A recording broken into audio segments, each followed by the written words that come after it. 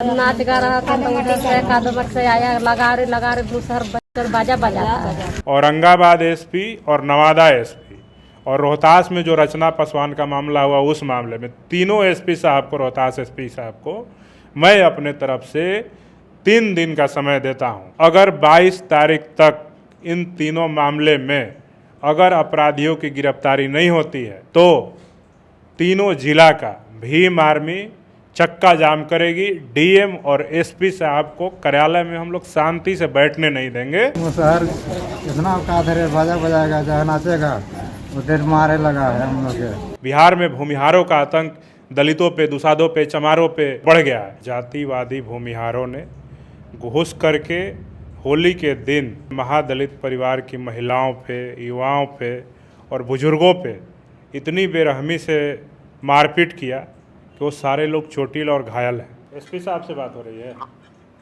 हाँ हो रही है, बताइए। करेगी जो कोमल वाला मामला है, इसमें गिरफ्तारी अभी तक नहीं हुआ। सड़कें आज भी भीम आर्मी के लोगों ने सुनसान नहीं छोड़ी है। अगर सरकार इन मामलों पे कार्रवाई नहीं करती है, डीएमएसपी को बर्खास्त नहीं करती है, तो आने वाले कुछ ही दिनों के बाद भीम आर्मी बिहार में विधानसभा मुख्यमंत्री आवास के घेराव का ऐलान करेगी। हम अपने स्वाभिमान से समझौता नहीं कर सकते हैं। बिहार में दलितों पे लगातार अत्याचार बढ़ते जा रहे हैं। इसी क्रम में जो है नवादा में भी महादलित टोले में जो है घुसकर कुछ लोगों के द्वारा जो है वहां पे मारपीट की गई, महिलाओं तक को नहीं छोड़ा गया। क्या कुछ पूरा मामला है? इन्हीं सब मुद्दों पे बातचीत करने के लिए हमारे साथ भीम आर्मी के प्रदेश अध्यक्ष अमर ज्योति जी हैं। सर, क्या कुछ नवादा का पूरा मामला है? देखिए, नवादा का जो मामला है वो मुफस्सिल थाना क्षेत्र अंतर्गत एक गांव है अषाढ़ी।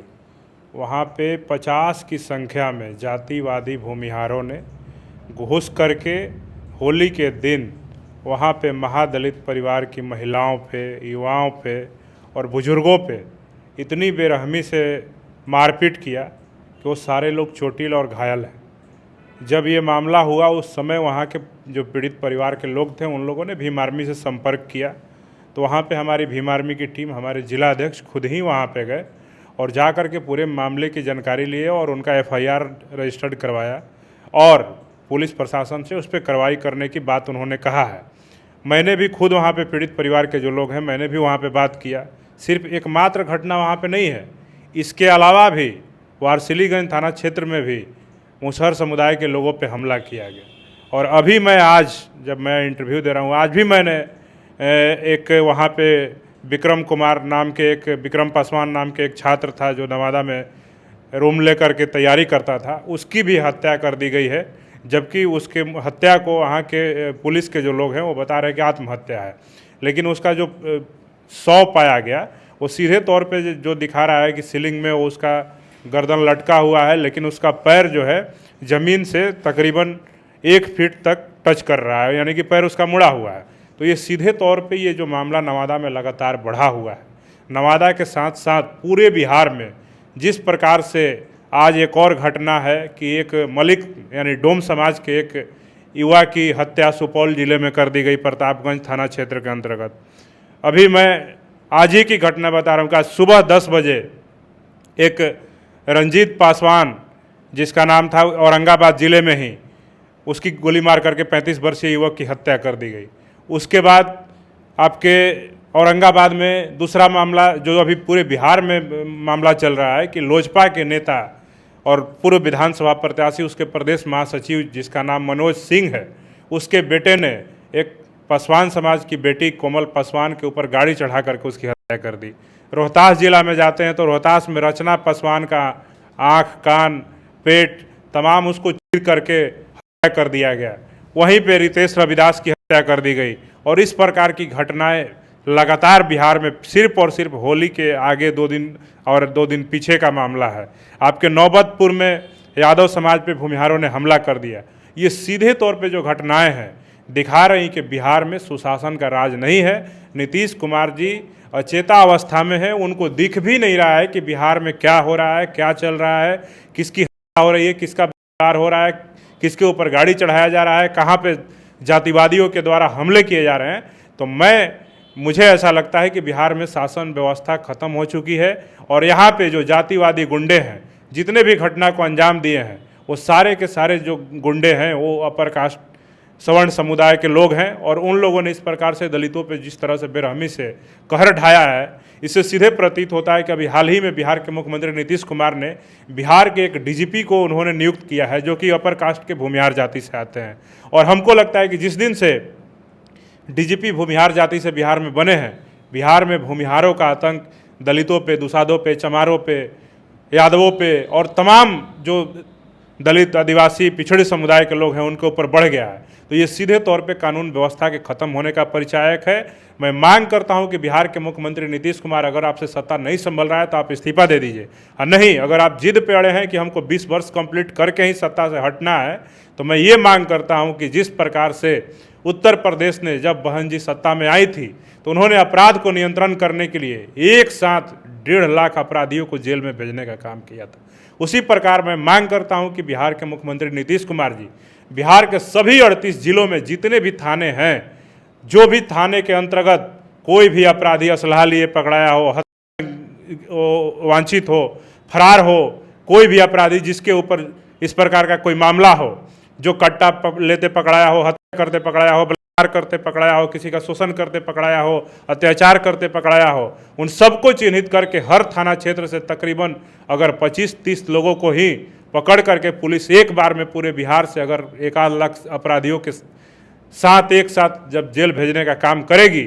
लिस्टिंग करके, मैं बिहार के डीजीपी साहब से भी मांग करता हूं कि ऐसे लोगों को चिन्हित करके जब जेल भेजेंगे तो मुझे लगता है कि बिहार में अपराध नियंत्रण में आ जाएगा। ज़रूरत पड़े अगर जो लोग 2-3 हत्या करने वाले लोग हैं वो लगातार अपने क्रम को जारी रखे हुए हत्या कर रहे हैं, शोषण कर रहे हैं, धमकी दे रहे हैं, वैसे लोगों का एनकाउंटर भी करने की आवश्यकता पड़े तो एनकाउंटर भी करना चाहिए ताकि बिहार में अपराध नियंत्रण में आ सके, बिना भेदभाव किए हुए। जब जेल भेजने की बारी आए तो आप उसमें कोई भेदभाव नहीं करिए, सवर्ण अपराधी है उसको भी जेल भेजिए, पिछड़ा अपराधी है उसको भी जेल भेजिए, दलित भी अगर कहीं अपराधी है उसको भी जेल भेजिए, और भी कोई अन्य जाति का, मुस्लिम समुदाय का या अन्य किसी समुदाय का अपराधी है उसको भी जेल भेजिए। लेकिन हमारी मांग है कि बिहार की महिलाओं की रक्षा सुरक्षा को देखते हुए, बिहार के दलितों की रक्षा सुरक्षा को देखते हुए, पिछड़ों आदिवासियों की रक्षा सुरक्षा को देखते हुए, उनके मान सम्मान को देखते हुए बिहार में अपराध पर नियंत्रण करने का समय आ गया है। अगर आप अपराध पर नियंत्रण नहीं कर पाते हैं तो इस वर्ष आने वाले कुछ महीनों में बिहार में विधानसभा का चुनाव होना है।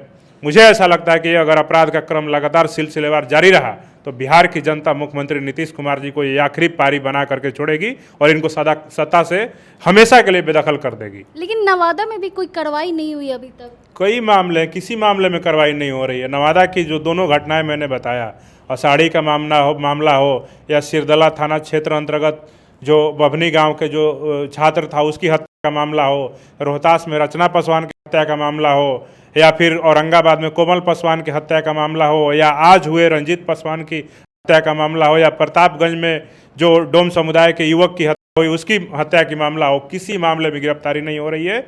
अपराधी के इतने हौसले बुलंद हैं, जब पुलिस से सवाल पूछा जाता है तो पुलिस का गोलमोल जवाब रहता है कि हम उनका टावर लोकेशन निकाल रहे हैं, डंप डाटा निकाल रहे हैं, हम एफएसएल की टीम लगाए हैं, डॉग स्क्वाड लगाए हैं। कहीं कहीं तो पुलिस ऐसी जवाब देती है जैसे लगता है कि इनके पास कुछ करने को है ही नहीं। वो सीधे कहते हैं कि बिहार छोड़ के भाग गया, कोई कहता है इंडिया छोड़ के भाग गया, कोई किसी को कहता है नेपाल में चला गया।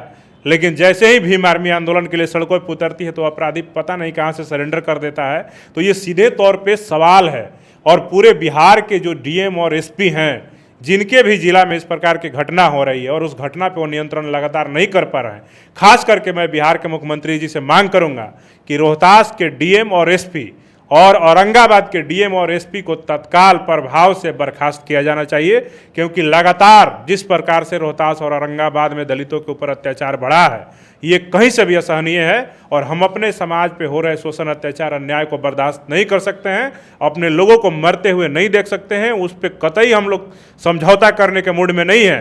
अगर सरकार इन मामलों पर कार्रवाई नहीं करती है, डीएम एसपी को बर्खास्त नहीं करती है, तो आने वाले कुछ ही दिनों के बाद भीम आर्मी बिहार में विधानसभा मुख्यमंत्री आवास के घेराव का ऐलान करेगी, और पूरे बिहार के भीम आर्मी के कार्यकर्ता, हमारे बहुजन समाज के जो लोग जिनके ऊपर भी शोषण, अत्याचार, अन्याय हुआ है, वो सभी लोग पटना आएंगे और मुख्यमंत्री आवास को घेराव करने का काम करेंगे। लाखों की संख्या में। हम अपने स्वाभिमान से समझौता नहीं कर सकते हैं। हम मानते हैं कि आज सत्ता शासन में नहीं है, लेकिन हम ये जरूर बता देना चाहते हैं कि सड़कें आज भी भीम आर्मी के लोगों ने सुनसान नहीं छोड़ी है और जब भी आवश्यकता पड़ेगी अपने समाज के स्वाभिमान के लिए हम लोग सड़कों को हाउसफुल करेंगे और सड़क पर संघर्ष करेंगे अपने समाज को न्याय दिलाने के लिए। एक बात और कहेंगे कि बिहार में एनडीए की सरकार है, एनडीए में दलित समाज के दो नेता केंद्र सरकार में मंत्री बने हुए हैं, लेकिन हम कहना चाहते हैं कि आपके मंत्री बनने का क्या फायदा, आप अपने सिर्फ और सिर्फ परिवार का विकास कर पा रहे हैं, अपना विकास कर पा रहे हैं, लेकिन इस समाज को क्या मिल रहा है? आज आपके कोई भी ऐसा समाज नहीं है बिहार के दलित समाज का जिसके ऊपर शोषण अत्याचार अन्याय नहीं हो रहा है। आप केंद्र सरकार में मंत्री बैठ करके मलाई चाट रहे हैं और फॉर्मेलिटी निभा रहे हैं, दलितों को ठगने का काम कर रहे हैं, उनके वोट को लेकर के आप सौदागर बन गए, उनके वोटों का सौदागर बन के नरेंद्र मोदी से, नीतीश कुमार से आप सौदा कर करके दलितों के वोट को बेच करके आप वहां पे अपना कुर्सी कायम रखे हुए हैं। तो मेरा सवाल आपसे भी है कि हम कहना चाहते हैं ऐसी कुर्सी को अगर भीम आर्मी के लोग अगर सत्ता पे बैठे होते और किसी भी चमार की, किसी भी पासवान की, किसी भी मुसहर, किसी भी डोम की, किसी भूइया की अगर हो जाती तो कुर्सी को हम लोग लात मारने का काम करते, केंद्र सरकार में मंत्री बन करके मुख्य दर्शक बनने का काम नहीं करते। तो हमारी मांग है कि केंद्र सरकार के मंत्रियों से भी कि आप अगर थोड़ी सी भी शर्म और हया बची है तो अपने भाइयों के सम्मान के लिए, बहनों के सम्मान के लिए, बेटियों के सम्मान के लिए आप आवाज उठाइए। मुख्य दर्शक बन करके, गूंगे बन करके आप सत्ता में बैठ करके दलित समाज के वोटों का सौदा करना बंद कर दीजिए। लेकिन अपराधियों का मनोबल इतना कैसे बढ़ गया? नवादा वाली घटना पे उन्हें धमकी भी दी गई कि अगर आप पुलिस के पास जाते हैं तो घरों को फूंक दिया जाएगा। देखिए, धमकी देने वाले को हम एक लाइन में यही कहना चाहते हैं कि अपनी आदत को सुधार लो। हम आपको यही कह रहे हैं कि हम लोग कानून को मानते हैं, बाबा साहब को मानते हैं, याचना कर रहे हैं। अभी मैं यही कह रहा हूं कि शासन प्रशासन उस मामले पे न्याय करे, हमें हमारे लोगों को जो पीड़ित परिवार हैं उनको न्याय सुनिश्चित कराए, गिरफ्तारी करे, उनको तमाम जो प्रावधान है कानूनी प्रक्रिया विधि सम्मत जो करवाई है वो करे। नहीं तो जब हमारे बहुजन समाज के लोगों का सब्र का बांध टूटेगा तो हमारे पास दोनों रास्ते हैं। हम बुद्ध को भी मानने वाले हैं, हम युद्ध को भी मानने वाले हैं। हमारे पास बाबा साहब अम्बेडकर का बुद्ध धर्म का अपनाने का भी रास्ता है और हमारे पास भीमा कोरेगांव युद्ध को भी दोहराने का रास्ता है। तो हम यही कहेंगे जातिवादियों से, मनुवादियों से, सामंतवादियों से कि अपने आचरण में सुधार ला दो, नहीं तो बहुजन समाज के सब्र का बांध टूटेगा। तो यही बिहार है, उदाहरण है कि जहाँ जहाँ भी शोषण अत्याचार अन्याय बढ़ा तो 20वीं सदी में यहाँ पे पलटवार जब बहुजन समाज के लोगों ने किया तो गांव छोड़ करके जातिवादी सामंतवादियों को भाग करके शहर की ओर बसने के लिए मजबूर होना पड़ा था। तो अभी मैं फिर से कह रहा हूँ कि दलितों को, पिछड़ों को सताना बंद कर दो, नहीं तो फिर से वही कारनामा दोहराया जाएगा और किसी भी जातिवादी सामंतवादी को शोषण अत्याचार अन्याय करने के लिए हम गाँवों में नहीं रहने देंगे, उनको खदेड़ करके शहर में भेजने के लिए मजबूर कर देंगे। लेकिन अभी तक कोई गिरफ्तारी नहीं हुई है, प्रशासन पे भी दबाव है? देखिए, मैंने थाना प्रभारी से बात किया, मैं अभी आपके सामने नवादा एसपी को फ़ोन लगा रहा हूं। अगर वो फ़ोन उठाते हैं तो मैं पूछता हूं कि भाई क्या मामला है, काहे नहीं गिरफ्तारी हो पा रही है। दो मामला मेरे संज्ञान में आया है, कोई गिरफ्तारी नहीं हो रही है। तो ये सीधे तौर पे दिखा रहा है कि शासन व्यवस्था किस प्रकार से काम कर रही है। देखिए, अभी एसपी साहब का मोबाइल बंद है, नवादा एसपी का मोबाइल बंद आ रहा है। एक बार मैंने किया और उनका नंबर बंद है, सरकारी नंबर है। तो जब एसपी का नंबर बंद रहेगा तो गुंडे तो अपराध करेंगे ही करेंगे। जी, एसपी साहब से बात हो रही है? हाँ, हो रही है, बताइए। भीम आर्मी के प्रदेश अध्यक्ष बोल रहे हैं, अमरज्योति नाम है मेरा। बताइए। करेगी जो कोमल वाला मामला है, इसमें गिरफ्तारी अभी तक नहीं हुआ, इसमें अनुसंधान जारी है। 4-5 दिन हो गया। और आज एक और मामला कुटुंबा थाना क्षेत्र में हुआ है, रंजीत पासवान कोई है, 35 वर्षीय युवक, उसको गोली मार दिया गया है। वो भी हत्या की घटना घटी है, उसका अनुसंधान, उसका डिटेक्शन अभी नहीं हुआ, तो डिटेक्शन में हम लोग लगे हुए हैं, तो आज सुबह भी सकता है। और प्रेस रिलीज आपके यहाँ से जारी हुआ था कि उसमें दुर्घटना वो बताया जा रहा था कोमल वाले मामले को। जी, वो सही है, शुरू में दुर्घटना की ही बात है। 4 तारीख को 14 तारीख को जिस दिन घटना घटी है उस दिन परिवार वालों के द्वारा भी एक्सीडेंट ही बोला गया था। 15 तारीख से को उनके द्वारा वो आवेदन दिया गया है जिसमें हत्या का आरोप लगाया गया है। इसको अनुसंधान करने की आवश्यकता है जी, क्योंकि वहाँ तो सड़क है नहीं, पतली संकरी गली है, उसमें तो एक्सीडेंट का संभावना नहीं हो, जानबूझ के इरादतन हत्या है। तो अपने ही गैराज से बाहर निकालते समय में हुआ है, जो 14 तारीख को इनके फैमिली वाले ही लेकर गए हैं। अच्छा। और डॉक्टर को बताया कि एक्सीडेंट है। अच्छा। और डॉक्टर ने अपने रिपोर्ट में भी रोड ट्रैफिक एक्सीडेंट ही लिखा है, और जो इंक्वेस्ट बनता है उसमें भी रोड ट्रैफिक एक्सीडेंट ही लिखा हुआ है। अच्छा। इसमें इनके परिवार वालों का सिग्नेचर है।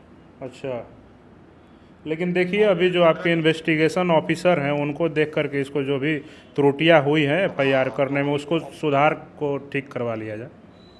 वो इन्वेस्टिगेशन का है, वो एकदम स्ट्रेट फॉरवर्ड केस नहीं है जैसा आप लोग अलेज कर रहे हैं। जी जी जी। स्ट्रेट फॉरवर्ड नहीं है कि हत्या, उसके लिए मोटिव करना पड़ेगा और हमें अनुसंधान करना पड़ेगा। हाँ हाँ। वो अनुसंधान कर रहे हैं, उसके बाद ही उसमें कार्रवाई हाँ नहीं, बेहतर एक टीम बना के उसको देख के करवा दीजिए, क्योंकि मामला काफ़ी वो है, उस पर काफ़ी प्रेशर है चारों तरफ से। नहीं ठीक है, वो भी है। और ये वाला जो आप बता रहे हैं कुटुंबा वाला, वो भी हम लोग देख रहे हैं। नहीं वो तो भी आज सुबह में घटना घटी है, उसमें भी हम लोग इन्वेस्टिगेशन करेंगे, डिटेक्ट करेंगे, जेल भेजेंगे उसको। जी जी जी ठीक है, इसको दिखवाइए। ठीक है SP साहब। देखिए अभी आपके सामने मैंने कॉल लगाया, नवादा वाले मामले में नवादा के SP को कॉल लगाया, औरंगाबाद वाले में औरंगाबाद SP को कॉल लगाया। नवादा SP साहब तो कॉल रिसीव नहीं किए, लेकिन औरंगाबाद SP ने फ़ोन उठाया और उन्होंने कहा कि जो भी मामला है, जो भी उसमें क्लू है, उसके आधार पे हम अनुसंधान कर रहे हैं और एक बेहतर टीम बना करके इसको दोबारा से हम वो करवाएंगे।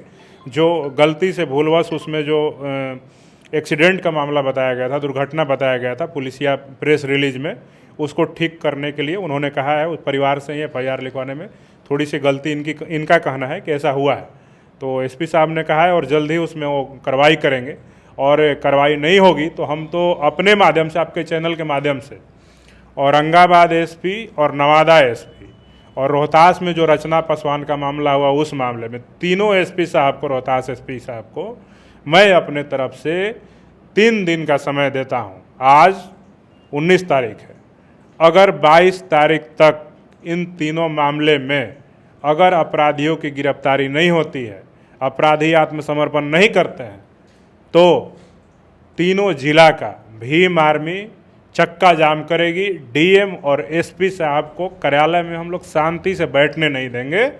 उनके खिलाफ जबरदस्त जन आंदोलन सड़कों पर देखने को मिलेगा। चलिए, बहुत बहुत धन्यवाद। हमारे साथ अमर ज्योति जी थे। साफ तौर पर इनका कहना है कि अगर गिरफ्तारी नहीं होती है तो भीम आर्मी जो है सड़कों पे उतरेगी। बाकी पूरे मामले को लेकर आप क्या कुछ सोचते हैं, अपनी राय कमेंट बॉक्स में ज़रूर दें। धन्यवाद।